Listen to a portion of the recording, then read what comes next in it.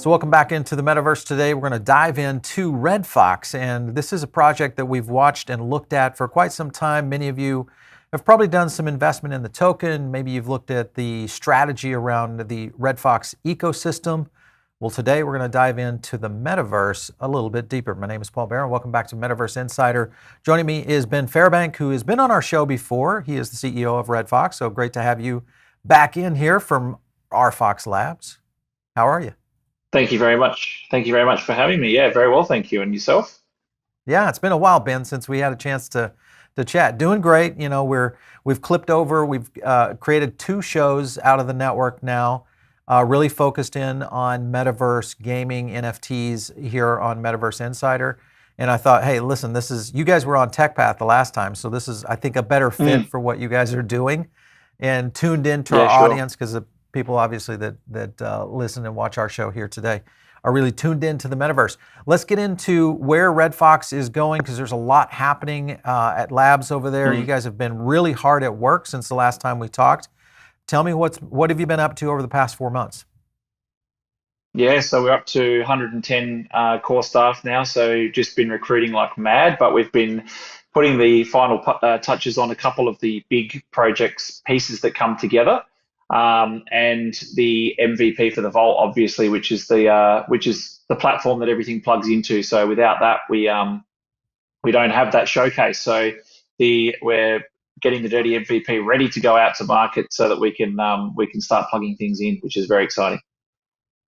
So as far as active development, you know, the last time we talked, we saw a lot of your projects were mostly in roadmap form. Now you've got a release date here set for the 27th. Looks like there's a lot happening in terms of real movement on the projects. The active development that you're working on right now, what is kind of the next step? Obviously, we know you're getting ready to release on the 27th. What am I going to expect to see on the 27th? Yeah, so active development's been huge, and it's been a lot on the other projects launching. But from the perspective of the Vault, you'll be able to get in there, walk around, go into the shops, make purchases. So it's going to be a full walk around sandbox type of environment with those basic functions and features. There won't be concerts and events happening live at that particular point in time, but we're opening that up to a select audience. We're starting to bring them in slowly, load testing it, and then scaling, and then adding the iterations. So that's pretty Very exciting, cool. and it's good. It's good to be at that point because it's you can don your headset and walk in and see what we've got to offer. Well, I think that's been, you know, when you and I talked last, I mean, the vision was there. In reality, this is a pretty fast pace in terms of moving, because some projects we watch and follow very closely here on the network, you know, they're coming along. There's a lot of promises. There's milestones that are hit within the roadmap to a certain extent, but a lot of times we see projects that are a little bit slow in actually delivering, you know, at least a hot product to the market to where somebody can experience, even if it is just a super alpha.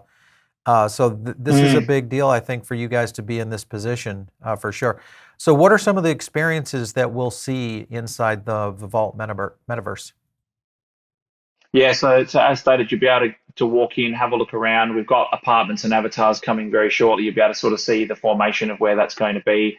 The visuals that you just saw then, that's what we're working towards, because originally we were never going to have a AAA quality type of world. It was going to be more sort of a lot more simplistic. So this is a lot of time and effort's gone into the design of this, and now we take it from the very much alpha stage and phase that will open up on the MVP to test function and then move into this form.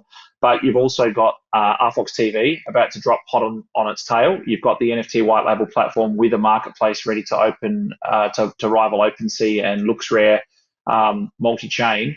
So that's going to drop as well. So we need the Vault to go open, to open up and go into MVP form to start plugging those products in, because they're ready and they are much more polished. Yeah. Talk to me quickly about RFOX TV. How will it be utilized in the Vault, and really what's going to be the use case for it? Yeah, so RFOX TV to the naked eye would look like, and all of our ecosystem is made up of tools, would look like a YouTube rival. It's got a very familiar look and feel to it.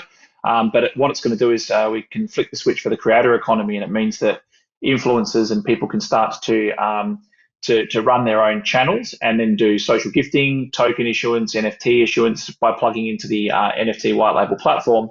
But obviously, that's going to flow straight into the avatar side of things. So allow me to be able to broadcast live shows through my avatar in the ecosystem through the TV as well to people that are watching on the apps, but with the same functionality of being able to buy and interact and to really immerse themselves with the presenter. So we provide the tools, flick the switch, and I guess if you look at Bored Apes and the utility case that they had, and people commoditized and productized those, that's like the newspaper print. This the next phase becomes the TV, so it gives people the ability to really go that route.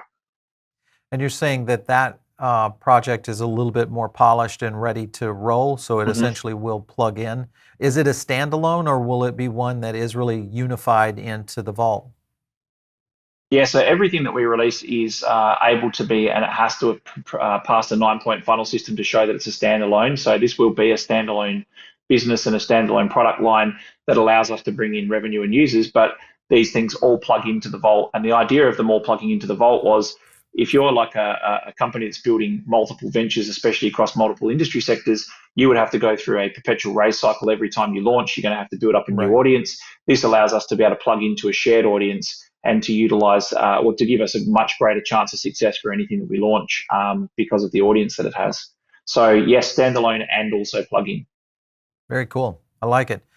And I think that's one of the things that is, I guess, the bigger challenges that we're seeing, at least with the open metaverse, is that we are seeing, much like the app ecosystem was built on in the early days of both the web and eventually became somewhat of the walled garden side of things. That's always something that I am a little concerned about, is ecosystems becoming so self-feeding without having that standalone element, behind it or capable of it. It's kind of like what happened with Twitter. If you look at Twitter and where Vine eventually evolved out of, and then of course we saw that kind of implode, and then you saw the birth of TikTok. So, I mean, the market kind of spoke in the essence of two social media platforms that weren't too totally integrated.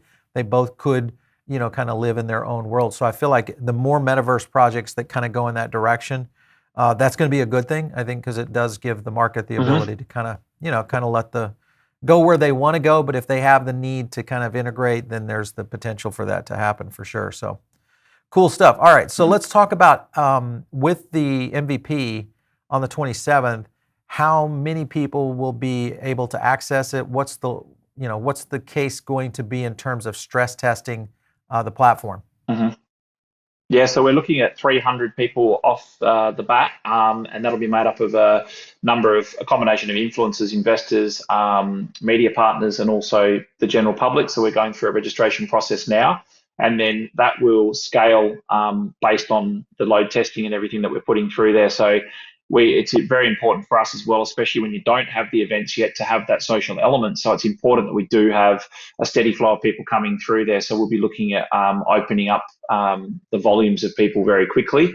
And then obviously once we start plugging in the other products and services, then it becomes more of a landslide. It becomes a much, much faster process. But the iteration process on the form side will happen iteratively, and the function side will be very, very rapid. And I mean, the thing is, it looks like this has all happened pretty quickly, but obviously this project's been around now for 4 years, and a lot of people are sort of saying, you've got to deliver, you've got to get things to market, and that's what we're doing with the MVP for this. But you have to have all of your other products that connect to it before you go out with the platform. And this is the earliest we can go out with the platform, and I think we're very grateful that we had multiple year head start. What are you anticipating to make this available for kind of the everyone experience? What's that timeline going to look like?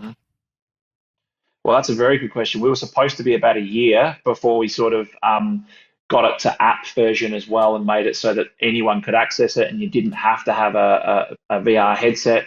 We're actually almost a year ahead. We're actually already in alpha with the apps. So we're actually using the app version ourselves. It's not ready it's a month or two away from being able to sort of push out to the public. But we're sort of making this happen much quicker than we thought.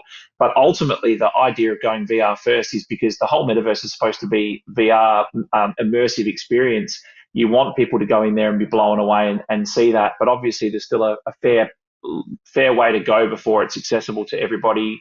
Only 2 hour battery life.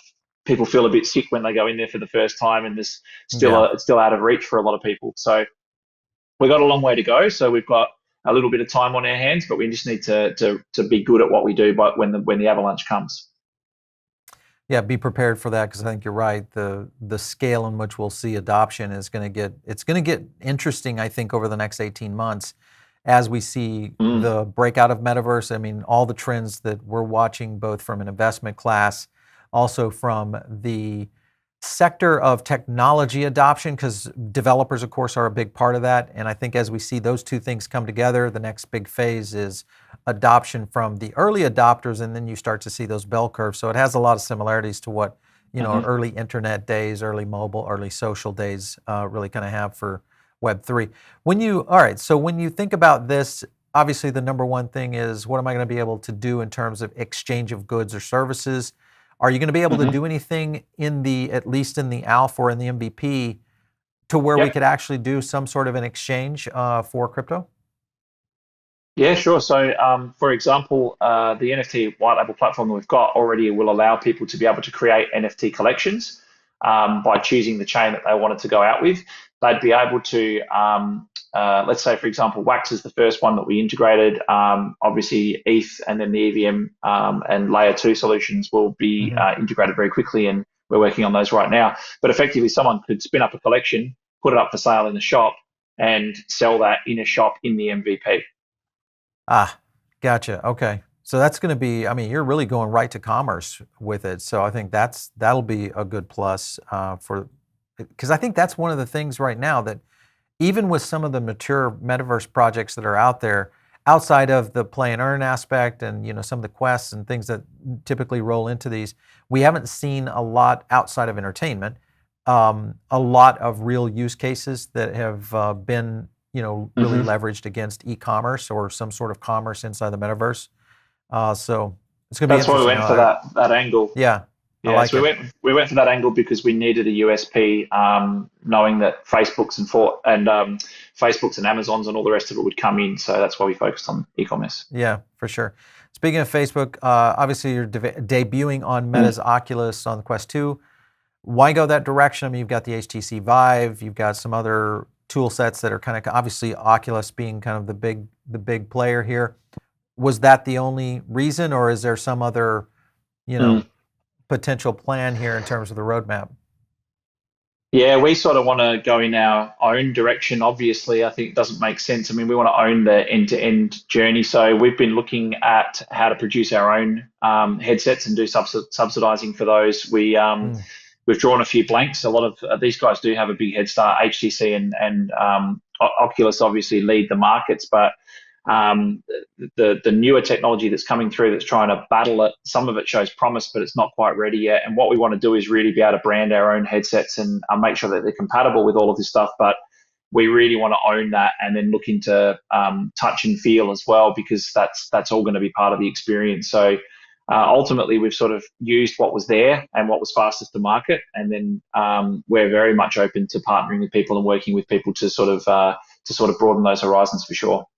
Yeah. Any plans to go into the PlayStation Store or using the PSV VR2? Yeah, this is something that we're looking at now. We're trying to work out how to best tackle that. So we've got a lot of products that have to plug in as well. So we've got to work out how to make all of that sort of come together. So there is a little bit of technical and infrastructure stuff that we're trying to work through now, but ultimately we'll do anything we possibly can to make sure that we've got that wider market appeal. Yeah. What about desktop browser? What is it going to, I mean, because I think, when you look at roadmap for development, web is going to be a big play in this in the future, especially on mobile. Sure. At some point, we're going to see more and more integration around this. How are you guys addressing that, in terms of rollout? Yeah, so already working on that. And like I said, we've already got the app version, and we'll have the web side of things taken care of for sure and certain, because predominantly being based in Southeast Asia, even though a lot of our audience target has been Southeast Asia, we're picking up lots of customers and lots of users from outside of this region as well. But predominantly in this region, as you know, the majority of the internet access is through mobile phones and handsets, and obviously they're getting better and better. But it is a massive part of what we need to do going forwards, and we've been structured to build for web and also for apps since day one. So, like I said, we're ahead on the schedule, and now we're just working on making sure that we get that to market as quickly as we can. Okay, so that's a good thing, I think, as we start to see the scale, mainly because you've got, different parts of the world that operate almost in completely different operating systems. If you think about some of the mobile first countries, that they don't have desktops at all, so that's going to be a big part of it. Yeah, so I like that. With just using that kind of strategy. Okay, so let's talk about. We got to talk about the stores, and that is whether you go to the Play Store, whether you go to iOS. And that capability of going into an app-based ecosystem, we've already started to see some of the pushback, over the past few years of the gaming ecosystems. And now you're talking about a metaverse ecosystem that could live within there, that are going to have transactions, going to have revenue, going to have all these additional layered in components.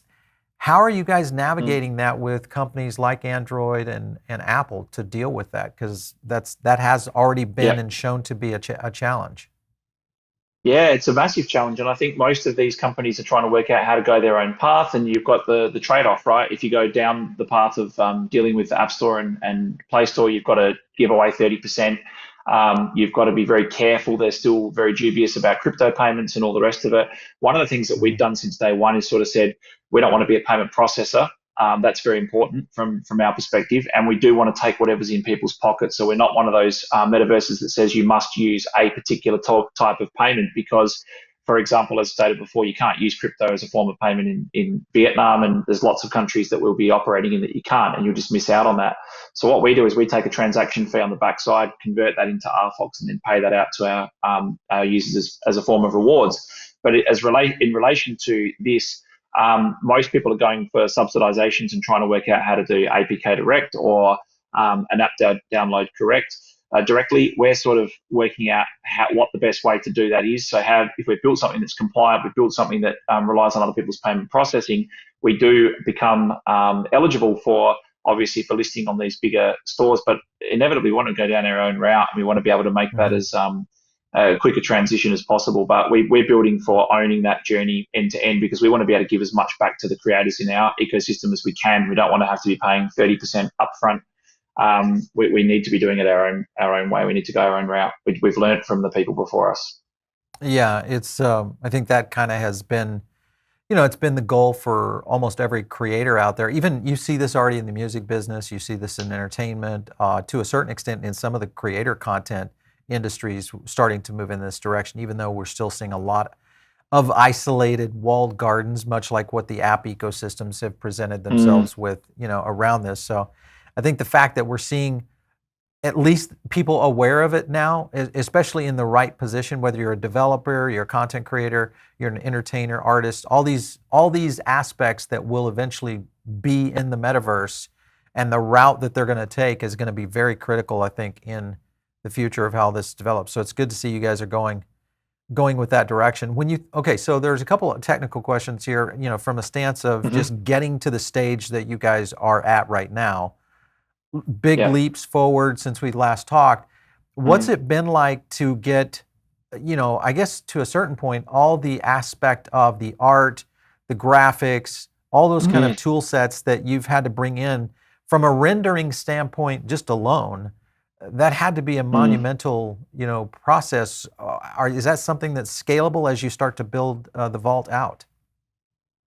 Yeah, that's why we're sort of going out with the basic MVP version in the beginning and the sandbox type of environment, because to get to that AAA quality, you've got to think about the pixel count. You've got to think about poly counts, and you've got to think about the rendering and the real time rendering and the load, and the capacity to be able to scale at will. And if you can't do that, then you're going to end up with a really clunky, slow to load type of experience. Right. And I think that it's going to get easier and easier to build in VR as time goes on. But at the the minute. You can understand why people are going with stuff that's very simple. So ours is an iterative process of going from something that looks kind of fairly basic to something that becomes AAA as quickly as we possibly can. But yeah, it's we've brought on a massive team. We've got lots of developers working on it. We've got third parties helping us as well, and it's a huge production to try and just get basic stuff out. And then you've got your infrastructure and your auditing and your code and your APIs that you're plugging into, and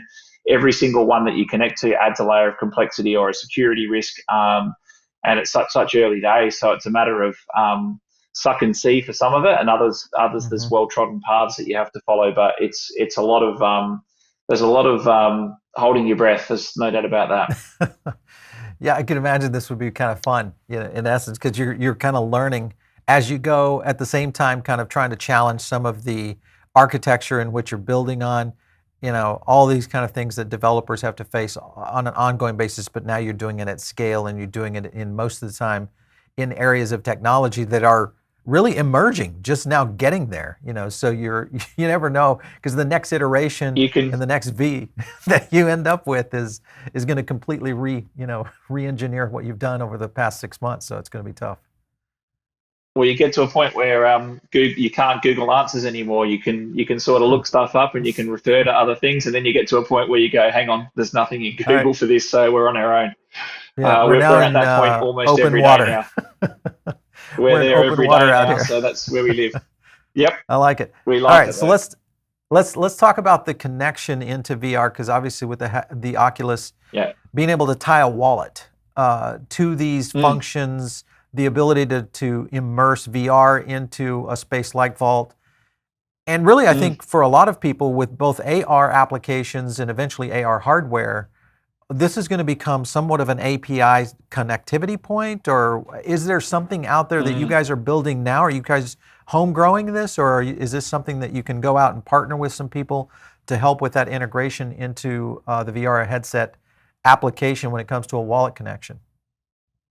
Yeah, so we've homegrown it all, and trying to find, even for Ethereum, it's difficult to find applications that allow you to be able to do some of the integration depending on what it is that we want to do. So we're having to do a lot of it ourselves, and when you're building it yourself, you're also mindful the whole time you're building it that there's probably 5 or 6 other people trying to build something similar, and that within 2 weeks of you finishing a 6-month slog and sprint sessions with massive teams, that something will come out in the public market that's available to everybody, and you think, damn. Yeah. But it wasn't available at the time. It isn't available at the time, and we just have to build. We can't just wait for other people to build stuff. So the majority of stuff we're building ourselves, and we're doing it from the wallet connectivity. We've got an RFOX ID. So that's like a federated ID system, and we're trying to plug everything into our federated ID system that allows you to basically just log in, and then that gives you access to and does the calls and the lookups. And then the VR side's all built on Unity. So that allows you to just sort of put your headset on and walk around, and then all the interaction and transaction stuff is done through what we've built. Interesting, cool. All right, let's talk about tokens for a second. Before I have some other questions I want to get into, but for the RFOX token, because we have a lot of investors only, they don't play games. They're looking strictly at, leverage, really kind of going after. But between the RFOX token and the VFOX token, kind of explain the two and the benefits of each. Yeah, so the RFOX token is a transactional token. So that's a token that will be used for everything. So obviously you can pay with other methods, and you'll be able to pay other providers with methods depending on what they accept. But for us, if you want to buy NFTs in our ecosystem, or you want to trade NFTs, or you want to use our marketplace, everything's in RFOX. And then VFOX is a rewards-based token. So VFOX is the token that you stake to get rewards, and those rewards are paid to you in the format of RFOX. So we take a 2% clip of the ticket on the way through for transactions through the Vault, for example, or on our marketplace. Then that's distributed back to half of that's distributed back to to VFOX holders. So VFOX is strictly a rewards token. It's not a transactional token, and RFOX is strictly a transactional token, and it's not a rewards token. Got it. All right. So now that we've got the economy side of it, let's look at a couple of things that we'll probably see coming down the pipe. We've seen this with other metaverse, applications, everything from music, concerts, entertainment. Now we're starting to see artists start to roll in, the games start to plug in. it becomes a true entertainment hub. And that's something, we've talked about even here on our show is to really kind of focus on more of this new, I won't even call it a cottage industry anymore, because I think this will most likely be, much like crypto gaming, I feel like is going to be one of the big breakover to where people really understand this whole play and earn concept. But I think the next step is going to be all in the entertainment layer. How are you guys approaching Oh, for that sure. in terms getting people in, connecting into your Vault system, and also just connecting into RedFox? Yeah, so this is where we're starting to get a bit of traction, because before we could only talk about it, now we can start to show people. So what we've been busy building the whole time is, if you've got art, music, doesn't matter what file format, you can now create a collection on using our contracts from our end-to-end NFT platform, create your marketplace and site, have your marketplace. You can create derivatives that can then be used as game pieces in our games and our gaming economy. We've got a finance site, so you can stake and farm tokens. You've then got a media platform that you can then build your channel and your audience on and release your music and turn that into NFTs. And then you've got the play of going into the metaverse, meaning that you've got the shops, avatars, apartments. So we've built this structured this for the entirety. So, for example, you'll be able to create an avatar that will be able to perform in front of a live audience. And during that performance, people will be able to buy the merchandise that you're selling, either through physical or through digital. So we're partnering with digital partners as well that can actually produce those clothes and assets for you, that do for some of the biggest brands in the world. And then partnering with music companies, so that people can get their music professionally published and put out to market as a form of NFTs. So all of that, we've basically done like an IKEA. You walk in to buy a chair, and you find out that you should upgrade your couch, and you've also got beds and everything else in there. We do complete end to end, and that's extremely important for what we do. So the music vault, the music quarter that you can see there, that'd have live performances, live concerts, and people will be able to sell those experiences and sell them as a song. That you can then put royalties to. You can sell advertising space behind that. You'd own the rights to. So we're doing some pretty ingenuitive stuff that we haven't really sort of talked about, but it's pretty obvious if you have a look at the tools that we're bringing to market and how they would potentially pair together. We flip the switch for the creator economy and let those guys come in and do what they do, and give them the tools and resources to be able to really build brands in the metaverse. I think that's going to be a cool factor of how this all evolves, is really kind of rolling into that entertainment side of things and seeing a lot more of it. But also at the same time, you've got the e-commerce side. When you look at like the Arkamoto shop, can you talk a little bit about kind of what was some of the results of that, in terms of maybe in sales or just in general, kind of what you guys were trying to do here? Yeah, it was an interesting time in the market as well, and we still did about 1.2 million for the second lot of shops. But what we did was we actually sort of had a look at. We'd heard feedback. We'd sort of done the first sale purely in RFOX, and the second sale, people had said you should have done it in Ethereum, and picked up the Ethereum crowd. So now we've got a side by side comparison, because we've done two quarters. Right. But now what we've done is we've moved towards really giving back. So when we've got this upcoming avatars and apartments, shop owners actually get like 6 free avatars and 6 free apartments per shop owner. So they're going to be able to recoup a lot of the cost of whatever they've spent on their shop back straight away. And that's something that's really important to us, is that we're a model that people that entered the artifact world would be similar with. If you've made an investment at the top, you're going to keep getting value down the chain. Every time we do releases, you'll get a drop. And that's extremely important to make sure that we look after our early investors, but we're also bringing in people that can collaborate for some of those drops, that the creators can come in and take a piece of the action when they come to market as well. So it's been an interesting experience for the first 2 quarters, but we're really hustling to try and get the third quarter to a point where, before we do the sale, you can actually walk through the quarter. Might not be functional, but you'll be able to walk through and see where your shop is and see the shop that you're actually bidding on, which we think would just make it's a new level. And then you know that you've got 6 free apartments and 6 free avatars coming as a result. It makes things a lot more lucrative for the investors.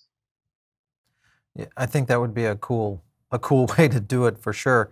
All right, so with that being the case, startup cost on something like that for someone that is trying to do a metaverse venture, what would that look like for whether it's a creator or whatever it might be?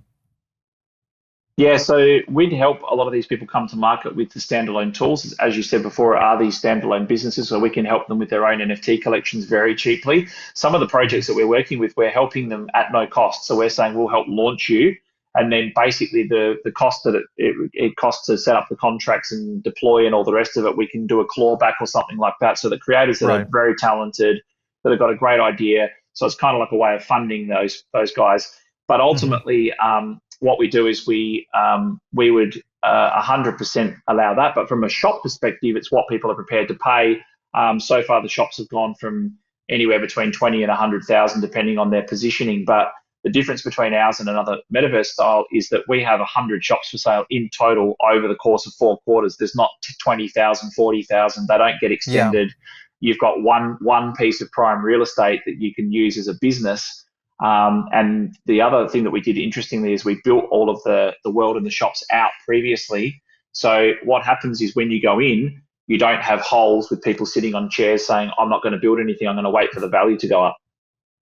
Yeah, that would, yeah, which I agree. I think going that direction is a smart move, because that's one of the things I look at in terms of value proposition and what many of these projects are trying to do. In many cases, it just gets so overrun and it doesn't create that scarcity, which is what most people want to pay for. And especially if you have kind of in a shop scenario where you've got maybe an opportunity for that shop to start working with multiple different, you know, projects or multiple different games, or could be a variety of different kind of metaverse ventures that eventually could run through it, much like any other retail entity out there. What about when you think about retailers in these shops and the ability to take other aspects of payment, whether it's fiat or USDC or Mm-hmm. other cryptos, maybe what is kind of the plan for being able to enable that? Yeah, we'd take whatever's in your pocket. So effectively, you could pay whatever currency you want to pay in. The shop owner might say, I want Great British pounds. They'd have to pay for the conversion. But how we Hmm. do it is we take a percentage on the way through. We convert that back, so there's constant buy demand, because people say, if you can't, if you're not accepting RFOX and forcing that down people's throat, how's RFOX going to go up in value?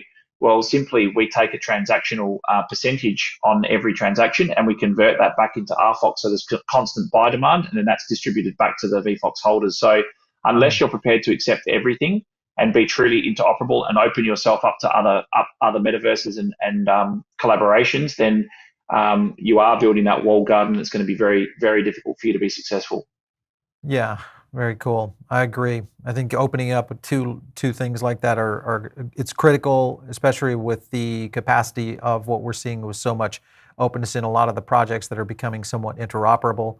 And I think obviously this Mm, is going to happen as we start to see ETH, especially with ETH going to 2.0, and we see the merge happen. This is only going to mhm. be very interesting to see how some of these economies start to take place. Let's talk lastly about partnerships in general. When you Mhm. look at the roadmap over the long term for the Vault roadmap, and I want to bring the roadmap on screen, but when you look at that, partnerships are going to be one of the key things that really kind of get you down to the next level. What would be Mhm. the direction? Because I mean, you're kind of in a position where you could cherry pick here on a variety of Mhm. industries, whether it's entertainment, music, creators. Yep. Where do you start? We can't we can't keep up with the conversations, to be honest. We're looking for people that are looking to build long term. And you might say, well, hang on, you're doing partnerships and you've got big brands as well. Some of those big brands still are trying to gain relevancy now or reinvent Yeah. themselves. And a lot of them Hmm. don't really understand the space, don't want to understand the space. And we don't really want to work with people that are out for something that's just a quick money grab or something like that. So, to be 100% honest, we're much more looking at helping to incubate and launch some of these very hungry young entrepreneurs that understand this space very well. They know how to create at Right. rapid paces. They understand the technology challenges, because those guys are the ones that are going to build faster, don't have to go through the red tape, don't have this sense of, and I'll probably get in trouble for this, but of entitlement, of uh, I know it sounds weird, but the thing is that most of these successful brands are going to be born in the metaverse, and not the other brands come in to chase the hype of the metaverse. So Yeah. we're doing a combination of both, obviously.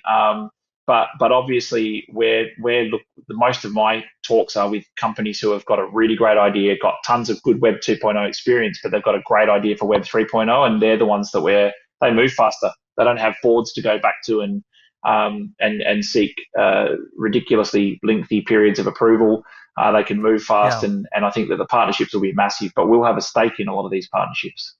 Listen, this has happened before. It happened in Web 1, Web 2, we saw this, and you're exactly right. A lot of the companies that were birthed in both of those breakout technological advancements were companies that didn't exist a year before. Correct. And Correct. in many cases, they went the route of trying to go the traditional, of trying to bring in, hey, let's bring in the traditional banking system. Oh no, that didn't work. All right, so let's start PayPal. All right, let's try to bring in, Hmm. traditional, technology and social media aspects, and let's think about new media. And new media didn't really go that direction, so they said, all right, well, let's start BuzzFeed. And it just continued to accelerate in that way. So I'm in agreement with you, as I think the next brands that break out in Metaverse and in Web3, they're going to be brands we've never heard, possibly brands that aren't even out there today. So it's going to be interesting A to watch hundred for sure. percent. And another thing will probably get me into trouble, but the ones that are focused on only working with big brands Yeah, are not going to really sort of cut it long term, because the thing is, how many do you have to work with to get that credibility to say the big brands are interested and they're moving in there? You just need a yeah, couple, and then you can go on and say, now let's build with brands who are going to build at pace, who have good intent, who are hungry to prove themselves and to build a reputation for themselves. And then you go to the brands and say, hey, if you want to get into this space, come and buy this company before they get too big. And yeah. you help to create acquisition targets for these companies. And I think that's a much smarter ploy for us. Yeah, it's going to happen. I think that is, it's happened, time and time and again. Is most of the companies. I mean, that's how Meta, Facebook, really kind of grew its Mm-hmm. dominance once it was no longer an innovator when it became a copycat, and then eventually became an acquisition house of being able to buy the next Mm-hmm. entrepreneur that was building and developing in the social space. I think we'll definitely see that in Metaverse for sure. Hey, Ben, it's always fun to talk to you. I love to kind of pick your brain and really kind of You get going too. in this direction. For us, it's right up our alley. This is the kind of thing we love to talk about and really dive in deep. And we always love to get into projects that are really, changing the game out there. So good luck to what you guys are doing over at RedFox for sure. Thank you so much for having me. Appreciate it. And good luck to what you're doing as well. Well done. Absolutely. All right, you guys are tuned in over on the podcast right now. Make sure and stay tuned right here for the YouTube show, because this is where you're going to catch all these interviews, a lot of our analysis, our breakdowns. If you have not joined into our Diamond Circle, that's a private member group now that is tens and tens of thousands strong. And the way that we're building it is we're sharing back alpha information, a lot of our insights on our own analysis on many of the projects around gaming, metaverse, all that kind of cool stuff. It's going to come to your inbox twice a week.